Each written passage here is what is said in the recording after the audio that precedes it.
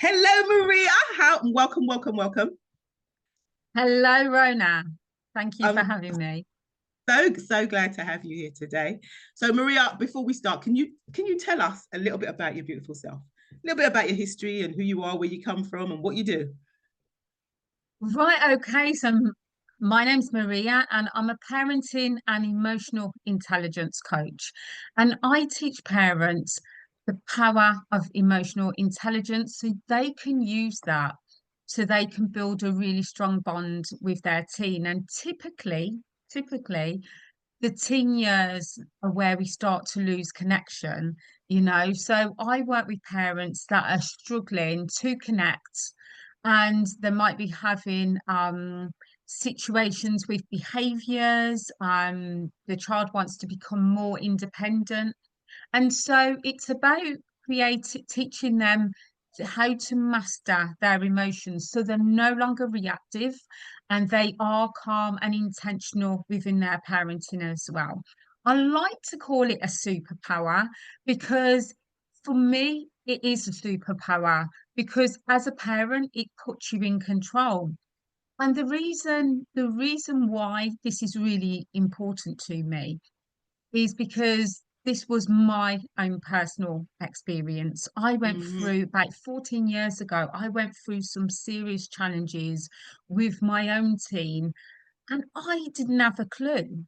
And Rona, there's that saying there's no rule book when you have a child. And there Mhm. certainly isn't. And one thing that I found when I did my research was whilst there's information out there, it's more about what to do with the child, how to shift their behavior.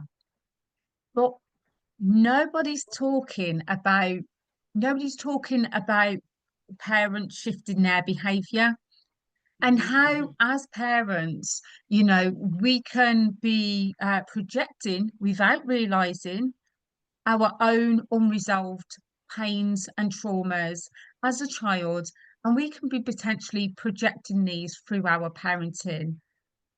And that in itself, as parents, we need to get mindful of, and we need to shift. So I'm really passionate, and because I come from experience, despite all my different levels of expertise, the one thing that I bring to the table with my parents is hands-on life experience, and I think that is absolutely gold. Mhm. You And said so much. You yeah. said so much. There's so much I want to ask you about, and I think I will start with you talked about as a parent, you've been through this yourself. When you say that, can you give us a little bit of an idea of like your background? What happened with you and where you felt that this was needed in your particular situation? Yeah, so I didn't realize when I was dealing with my teen's challenging behavior, the answering back and the wanting to become more independent and dealing with that.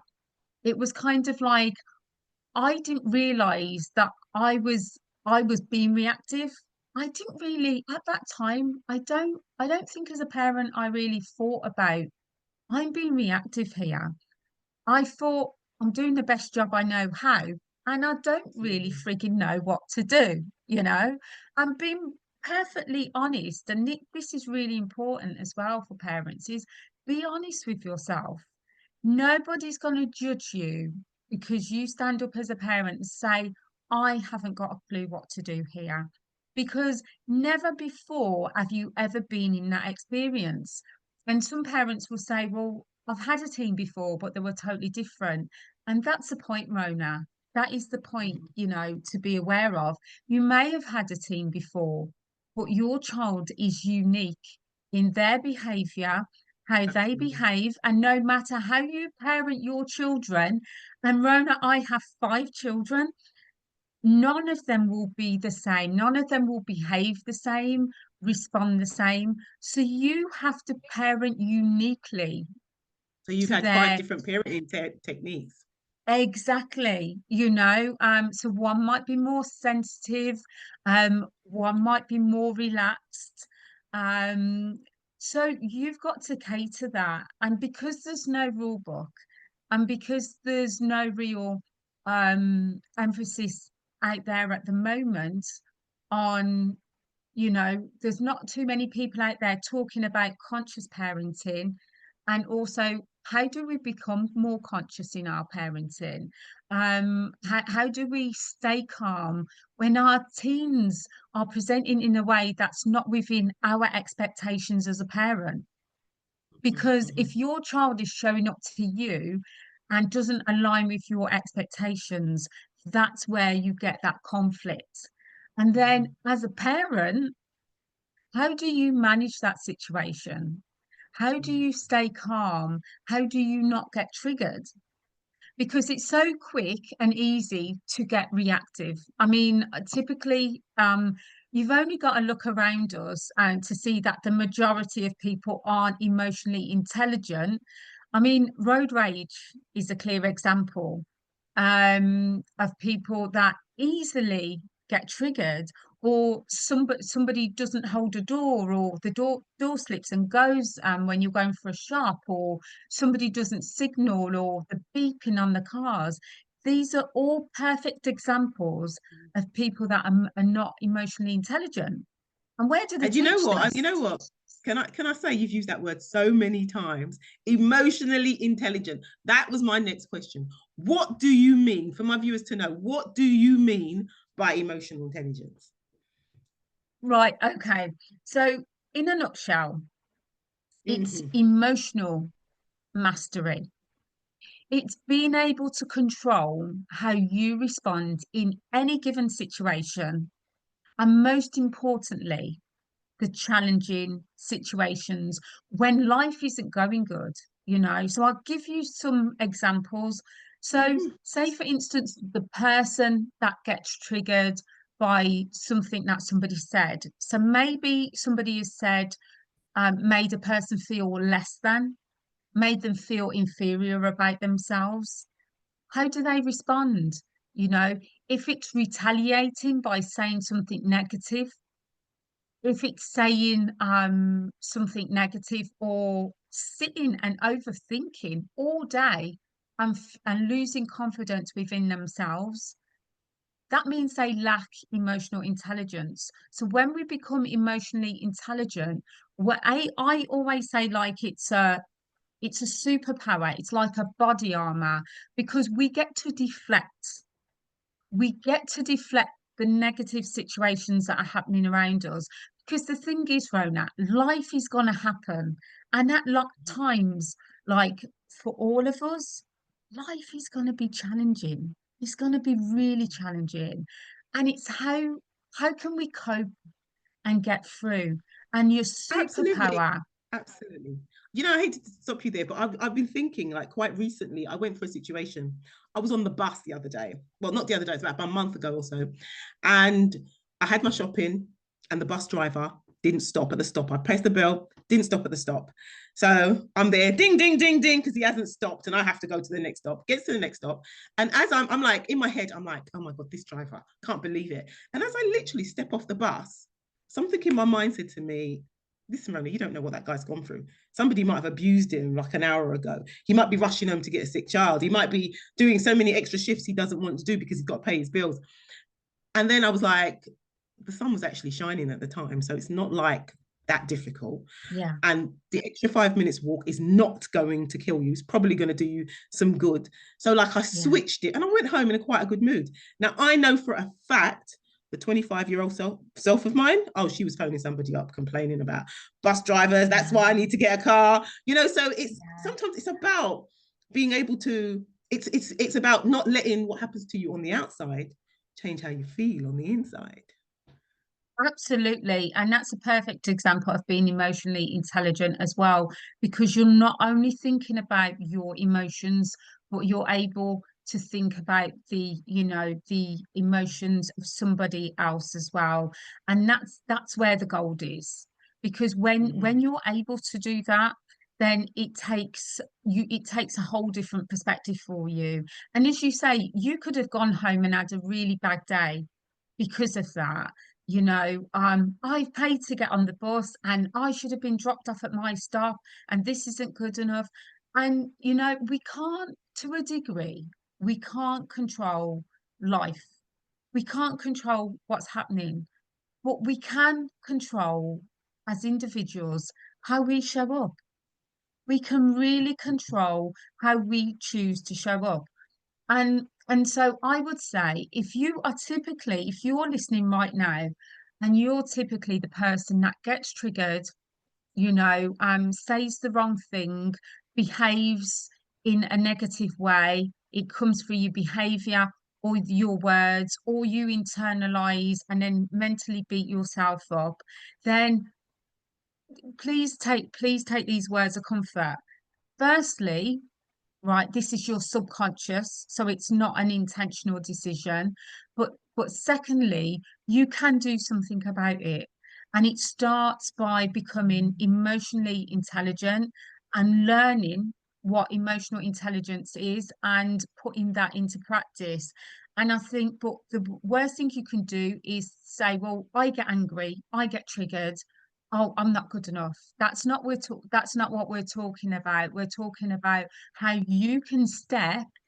and become you can step into emotional mastery and become a master of your emotions, you know, and it's about, educating yourself. And Mhm. sometimes people want to work with a coach or a mentor to help them, but it's about taking the action to realize what's happening for you and doing something about it. So you also mentioned, and one of the things you talked about parents wanting to have control and being able to take control. What do you mean by that? And what would you say if you had to give them, I don't know, say a couple of strategies on how to do that using emotional intelligence? How would you say to do Right, that? okay. So we lose connection with our teens very easily. And it's a very challenging time anyway, because they're going through an identity shift. They've got the hormones, they've got the peer pressure. And we're not just talking about friends at school and friends at college now, but we're talking about online and chat forums and messengers and that kind of peer pressure as well. So it's so easy to be not be conscious in the moment. And so if you're not in control, if you're not intentional in your parenting, you're going to easily start to lose connection. And it's a perfect example is a mum is going to work and she's trying to get a teen out the door, and the teen is dragging their feet, and, straight away, the parent goes, explodes, and it's like because they're so stressed and concerned about their boss giving them a hard time and what being late's going to mean for them. So they're then on auto reaction, so they're saying, look, you're making me late for work, John, and I'm giving you a lift, I'm doing you a favor, and yet you're making me late. And in that very moment, we lose connection. And if you're the kind of parent that does this on a frequent basis, Rona, then it's going to stack. It's going to stack. What you're saying to your teen, although authentically you love your teen and you would never do anything to hurt them, what you're saying to your teen in that moment is you're not important. My boss Mm. is important. My job is more important than you. Now, parents need to be aware, and when they get mindful, what they actually start to think when that child is dragging their feet. Maybe there's an issue, like you, Rona, with the bus driver. Maybe that child has got something going on for them. Maybe somebody said something to them, or they fell out with a friend at school. They're anxious about going to school today. Maybe there's an exam they don't feel confident about, but something will typically be going on for that child. Mm. So, what you've Mhm. done then is you've totally lost connection with your teen. Their perception is mom doesn't care. Mom's job is more important. The boss is more important. I'm not relevant. And if you do that over a period of time, you will lose connection with your team, and they're Mm. going to stop telling you stuff. They won't trust you to come to because they'll think, well, mom's just going to explode and she's going to judge me. She's not going to listen. because that's what you're doing for your unconscious parenting. So And that's the power. the irrelevancy Yeah, becomes a fact. So all of a sudden, that's a fact in their mind. So I am irrelevant, and that then brings them into their own self worth and how yeah, they start feeling about themselves. And yeah, absolutely, I absolutely hear absolutely. that. And you also talked about you mentioned like as parents having your own trauma and putting that onto your own children. And what do you think the dynamics are around that? I think, Rona, we as adults, we go through our own challenges. Now, it Mhm. may not be a parent that has been challenging for us and has created trauma. It might be a partner in the past, it might be friendships. So it's not saying that everyone's been through abuse growing up. But along the way on our travels, we experience a level of trauma, and we Mhm. we experience different traumas. Many people will say things like, "I've never been through trauma," and when we sit down and talk about what trauma looks like, they realize they've been through a lot. They've been Of through a lot course, of trauma, everybody has. actually. Yeah, Mm. yeah, but many people don't seem to think trauma is like something majorly significant, that, trauma can be something like losing a really important friendship or relationship. That's trauma. Absolutely. And Grief can be so a trauma. So. yeah, it's all understanding what trauma is. But what actually happens when we experience trauma is we kind of just shelve it away in our minds. We kind of shelve it away and we move on. And when we don't resolve trauma, it becomes it becomes an issue, because over time we will have stacked trauma, and then we've got all these, and what happens, it kind of sits within us. It kind of trauma sits within us, and then it gets triggered. So think about road rage, and when somebody's in a situation with road rage, it's about it's about meeting a human needs. They want to feel significant. We all have six human needs, and the four primal human needs are certainty, uncertainty, love and connection, and significant. Well, if Mhm. somebody has made us feel inferior in the past through trauma, and then somebody cuts you up and makes you feel less than in a situation, say typically road rage as an example, that person is instantly going to get triggered, and they're going to go to that painful place, and then that's going to come out in a negative behavior, Mhm. whereas it's Mhm. like driving crazy back at the person, the shouting, swearing, or whatever, because they've been triggered, and it's their unconscious mind. Up to that point, everything may have been okay, they may have been driving and they've been in a pretty much good state, but they can instantly get triggered in a moment because of that unresolved trauma. And and so what happens with parents is they then project that through their parenting unconsciously, because maybe Mhm. their teen has made them feel less than. Maybe that Mhm. teen has made them feel that they're inferior, they're not good enough. And so that's how it can come out typically in our parenting. And if you look at generational cycles as parents, if you look at, you know, if you look at a family cycle, a generational cycle, typically you will see um you will see patterns, and the patterns are that this happened, the estrangement happened in their for their parents and their parents before that, and if you go right back, Mhm. you can follow it Mhm. through. So the question is, at what point are you ready, to break the generational cycle, Okay. break and I'm talking about the negative dynamics here, Mhm. but when are you ready to break the negative dynamics of your parenting past?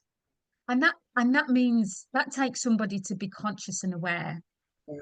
you Absolutely. know, and Absolutely. and that's how I help parents. Okay. And off on another tangent, just a little bit different. You have recently become an NLP practitioner. Can you tell us a little bit about that and how you think that affects what you do as a coach, as the coach you're doing now? Yeah, so And tell us what absolutely. NLP stands for to my audience. What does NLP stand for and what is that about? So it stands for neuro linguistic programming, and it's about being able to reprogram, the way that we communicate and take information in as well. And it's all about, if people have gone through experiences and maybe they've got limiting self-beliefs, Mm-hmm. maybe they're the person that needs to speak on stage at work, and it can be in that context, and they've got a fear of speaking on stage. So it's about being able to do the therapeutic interventions with them to be able to shift that, so they now reprogram and are able to get on that stage and speak confidently. So there's all a range of different therapies, like timeline therapy and anchoring anchoring new behaviors as well. And it's so powerful, Rona, and I think one of the things, one of the things that I think people do not recognize, a lot of people, just how powerful our minds are, just how powerful, but just how flexible and just how adaptable and just how potentially possible we can shift our behavior. We can really shift our behavior and become unstuck and Mm-hmm. shift the negative behaviors and self beliefs that keep us stuck. And we Mm-hmm. don't have to accept, we don't have. We don't have to accept our situation. We can do something about it. And, Absolutely. you know, um, it's, as I say, always refer to it being as a superpower, like the emotional intelligence. We have got the power as an individual. You must believe you have got the power to shift your negative thinking, to shift your low mood, to shift the trauma of the past. You can decide today that this is the day that you end feeling stuck, that you end your limiting beliefs, that you stop being you stop lacking confidence, and you can step in your own. You can do that, you know. You can have a coach, a mentor, and have someone to support you step by step to achieve that. And your past does not define your destiny. It doesn't define your potential in any shape or form. And I think, one of the things that I'd like to do, Rona, as I go forward, is to teach the younger generations this, that their past, their struggles, their trauma, it doesn't define how they go forward and how they go on to lead a happy and fulfilled life. Mm-hmm. And do you think that your NLP training has been very helpful in linking you to do the work that you're doing for a lot of your parents at the moment? Oh wow. It's absolutely gold, Rona. It's absolutely gold. And it's gonna empower so many parents, and just those shifts and being able for them to see themselves as well. Because it is perception, how you show up is how you Mm-hmm. perceive yourself as well, and what you focus on. And many times parents are that I work with are very feeling very challenged, and they lack confidence, and they lack confidence in their own ability um to be um to be a parent that can be engaging, positive, and build a bond with their teen, because they never had that. They never Mm-hmm. had that experience. And then they think, well, who am I? Who am I to show up better? I've never had that. Nobody taught me, so I don't know how to do that. And it's being able to reframe that with them through the techniques, and being able to teach them, you know, that you can shift, and we can do that together. So it's so powerful, Rona.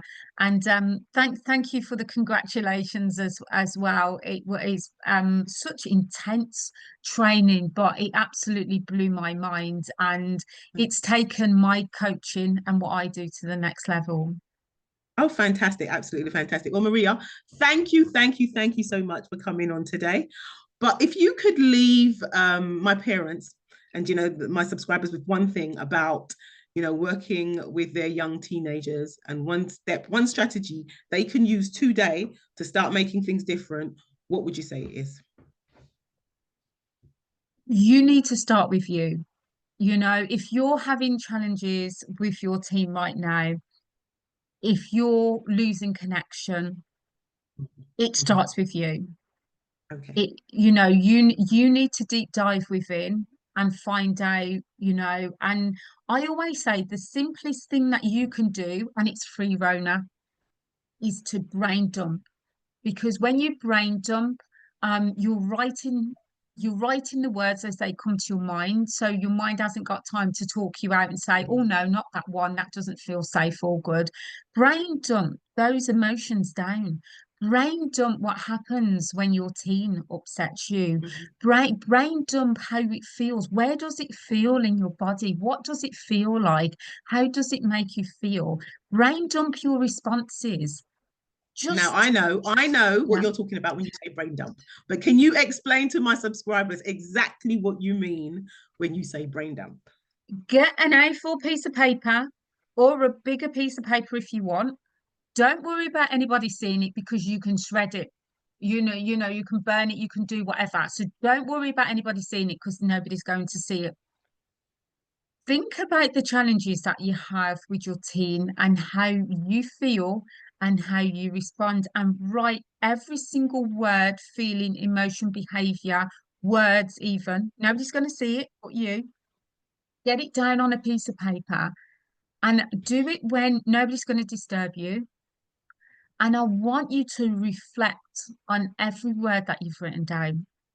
And you can put some Zen music on, some meditation music. Go to YouTube, Zen music, meditation music, have some music in the background to relax you and reflect. And I want you to do me one thing when you do this exercise to make it so effective for you. Be honest, be raw with yourself. Be okay to step inside and be uncomfortable because when you're uncomfortable, that's how you grow. Get those words down and reflect. And I want you to step into each word and feel and really see how that's impacting on your parenting. If that's one powerful thing I can give your parents, Rona, that is it. It's absolutely gold and it's such a powerful technique. And then they can decide from there what they need to shift.